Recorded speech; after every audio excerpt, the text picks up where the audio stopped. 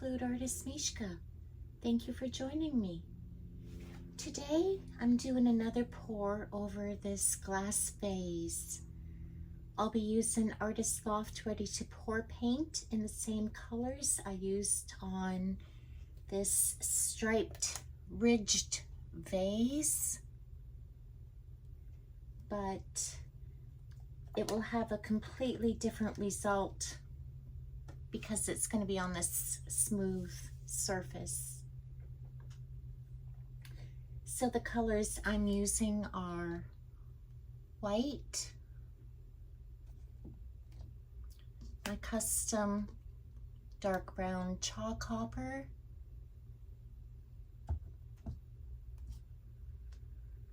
old gold, and magenta deep.